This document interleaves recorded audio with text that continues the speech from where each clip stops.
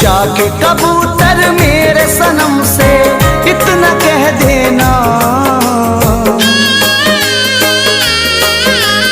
जाके कबूतर मेरे सनम से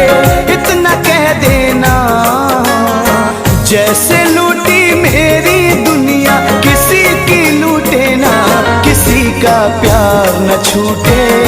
किसी का प्यार न टूटे, किसी का प्यार न छूटे।